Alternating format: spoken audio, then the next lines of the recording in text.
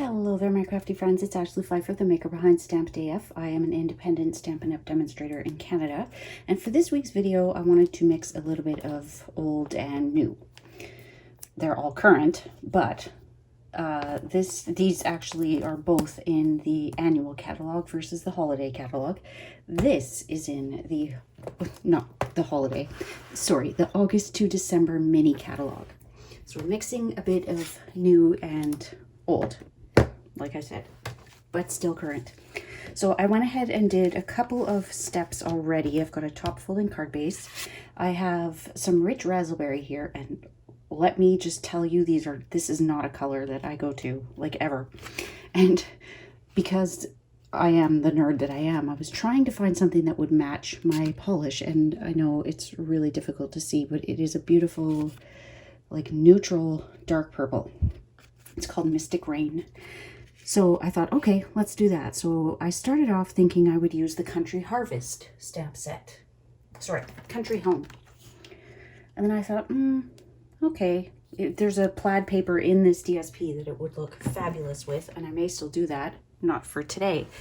But it dawned on me that I need a get well card. There is an acquaintance of mine that suffered a health setback earlier this month, and I don't know about you, but whenever I'm making a card for someone, I have a hard time going through my stash and finding something. Chances are I want to make something brand new. So that's what I'm going to do. I'm going to start with a piece of grid paper, just as my backdrop. And with the Healing Hug stamp set and Rich Razzleberry, I am going to stamp this flower a few times in the background, because I think once won't be enough on this tag. And this is from the Stitch So Sweetly guys. Okay, so let's do this. Seriously, Rich Razzleberry is not one that I really ever grab for, so it will be pretty juicy, I'm guessing. Let's stamp it off one time. How pretty is this flower? I do find that when a new catalog comes out, it can be really hard to remember to visit the annual catalog. So this is part of this old new thing. We'll do one up here. And if you don't want to stamp right on your card base, you could use a mat here. So far, everything stayed on the front. I'm getting a little bit of ink on the back, but it's because this is so juicy. So let's flip that over. And I think what I'm going to do is, I'm not going to do any leaves, but I think, you know what? We're going to do a little bit of splatter, just for fun. So just take your Stampin' Right marker and flick away, remembering that the middle of this card is going to be covered, so we don't need to spend a lot of time or ink in the middle. And then just do a little swirl of the cap when you're done to get that ink back onto the tip. And I went ahead and I die cut these fun pieces. This is using, I never know if it's the ornate style or the ornate thanks, or so I used this die and I used this die. So this one I just did that way and then that way. I figured you didn't need to see that part. So now this is a little long, and that was on purpose because one of them went a little bit crooked. So I am going to trim this down to 5.5 inches. And you know what, maybe before I do that, let's just flip this guy back over. Let's do one of these beautiful roses on here, and it fits right in the middle of that tag. Isn't it so pretty? We'll stamp a flower on the inside of this too, and look at the difference in depth as this dries. Okay, so I don't focus well. If this is the first time you've ever seen me, you may not know that, but so I may have to trim this a little bit shorter than the 5.5. Yes, let's go down to, 5.25. So we'll have a little bit on the top and bottom.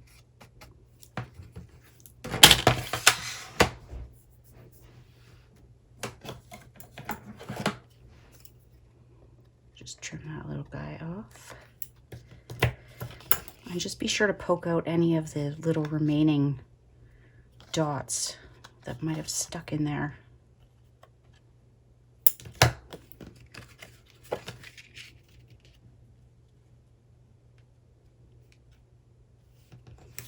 Kind of thinking maybe we don't even need that piece.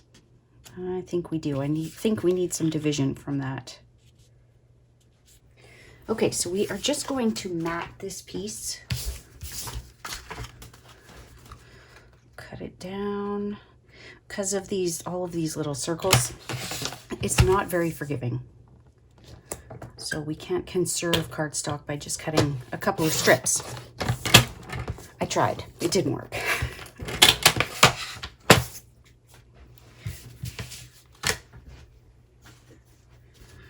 So now I'll just add a little bit of glue around the border there.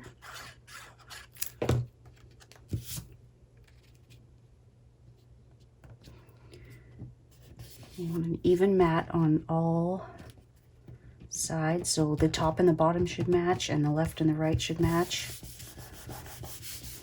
Close. Okay. And then we've got that beautiful rose on the inside, and I think what I'm going to do is I'm going to add something that I really have neglected, and that is those wooden elements, but I'm going to color them because right now they are just a little too, they stand out too much from everything else. So these can be tricky to get out, especially these pieces. So just kind of wiggle back and forth. If you force them, they will break. And no one wants that.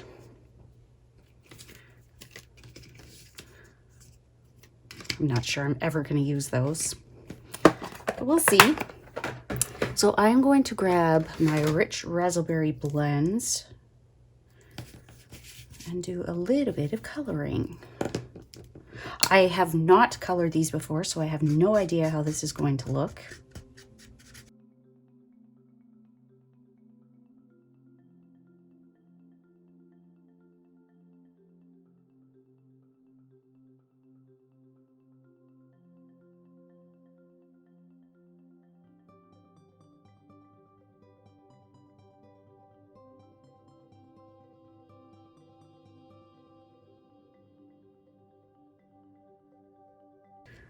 Okay, so to give this a little bit of depth, I'm going to glue this one down, but we will pop that up. I want some kind of ribbon. I know I've said that this is completely Rich Razzleberry through and through, but I think we need some kind of twine. And I'm thinking a gold one would be pretty because I don't think I have Rich Razzleberry ribbon. I do not. So let's use this gorgeous one.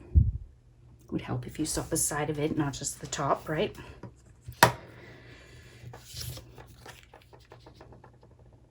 So I'm going to pop this up on some foam adhesive, and I do have a rather large piece. I'm not going to go through the trouble of die cutting it to fit this exactly, but I will trim it a bit. That was nice and straight. I just don't want it dipping down too much. I do find that the guillotine cutter is the best trimmer for this. It leaves a funny edge, but no one will know. It's our secret. So let's pop this up. And I want to lay this out and audition it, if you will, before I put anything down. Okay, let's throw some trim on here. Now I have found one of the best ways to do this is with some tear and tape. You can use glue dots, and when I do use glue dots, I put one on the top and one on the bottom just to kind of keep this whole thing together. And I will tell you, I don't like how easily this frays, so I cut those ends off. It's not going to go any further because I've got it secured with my tear and tape, which right now is pretty darn long.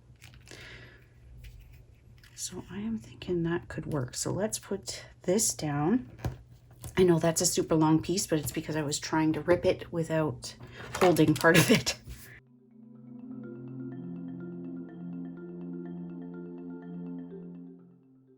I know it doesn't look like Rich Razzleberry. It kind of looks like a deep purpley wood, but we tried, right?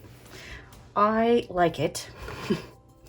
So I'm gonna go with it. I'm just, whenever you're using these wood embellishments, a glue dot is all that you need to adhere it. Try and put it high enough up that it's not going to be visible.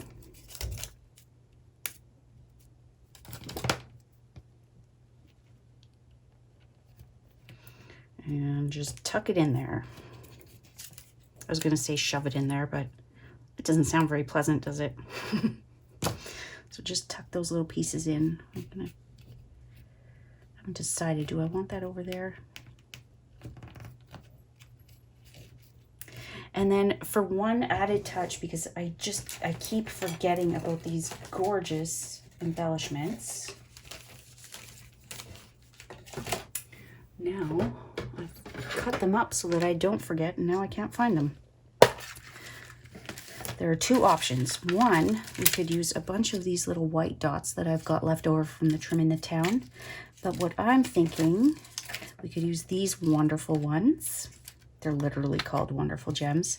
But I was thinking from the Elegant Faceted Gems, and those actually are my September gift with purchase. So if you spend $60 or more before taxes and shipping, you will get a package of these for free. You know what? I'm kind of thinking to bring the gold in, we are going to do the Wonderful Gems. And just now, as I'm using those, I'm thinking that will be October's gift with purchase. I think this might be the second time I've used these. I really haven't used a lot. I think the red ones to me aren't, they don't appeal to me. Now, these clear with gold, love those. So let's do one large and two small. And I don't know, do I want one up here? Sure. Now this is kind of busy having that plaid paper in the background, so if you recreate this not using that plaid paper, I would love to see it. Almost thinking 5. You know the rule of odd numbers when you're using embellishments. I don't know, is 5 too many? Let's give it a go. Some of them have more gold than others. So there's 4. Let's use this one that's mostly clear. Nah, let's stick with the gold because I'm trying to bring in the fact that we've got this gold. There. And when you're not sure, just kind of move them around and audition them. See where it strikes you. I want to keep it on the plaid since I've put the other 4 there. I like this one over here. Okay, so this is not at all how I thought this would turn out, but we've used some embellishments that I really have neglected. And not every design is going to be your absolute favorite, right? And I say that as if I'm talking to you and for myself. Not every design that I do is going to be my absolute favorite. They can't be. So in this same bundle, there are some wonderful sentiments. And like I said, this is for a get well card. And I had thought about putting a sentiment on the front, but the problem is they're all 2 lines and I don't want to cover so much of that beautiful rose. So on the inside, I might put 2 sentiments. Get rid of. So I could see her liking the Sending You Healing Vibes. I think I'm going to do these 2. What's the worst that happens? I don't like it. Okay, now this is one of those sets that is, it was a clear mount, not a cling mount. So what I want to do is line it up on my grid paper and then pick it up. So as long as it's, sorry, pardon my head here. As long as it's lined up with that line, I should be good. Now I also want to do a rose on the inside, so I can put one at the bottom, or I can stamp off and use one under my sentiment. But I'm thinking, because I'm putting 2 lines of sentiments, it's going to be pretty busy already. And we're also going to do the envelope. We're fancy. Okay, so this one, I did put the sticker on, but again, it's not a cling mount, it's only a clear mount. What do we look like if we stamp off? Too light. This is such a pretty, delicate sentiment. Very fine text. It's not completely centered, but it's handmade. It's not perfect. Now I do wish there was a smaller rose so that we could kind of put it in there and not have it obliterate everything. You know what? We're going to stamp it off once, twice. Worst case, I hate it and I do it again. Okay. Yeah, I think I probably could have stamped it off one more time. But live and learn, right? You don't know until you try.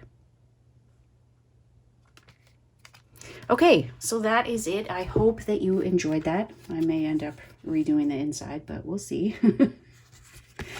And I will post a picture of this. I thank you so much for watching. I know this wasn't a typical August to December mini catalog project, so if you made it this far through, thank you so much for watching. If you haven't already hit that subscribe button below, please consider doing so. You will see a new video each and every week, and we'll see you soon, my crafty friends. Bye. So I just wanted to show you, I did end up redoing part of this. So I cut out the Whisper White panel and I put it on a Rich Razzleberry top folding card base. So I just trimmed this down a little bit. Not a huge difference because we couldn't see a lot of the white. But on the inside, I did stamp off the rose 3 times. I still think I could have gone 1 lighter. And then it just says sending you healing vibes instead of the double sentiment. And then for the envelope, I just stamped a couple of roses on the front and on the flap. So I hope that you enjoyed that. We'll see you again soon, my crafty friends. Bye.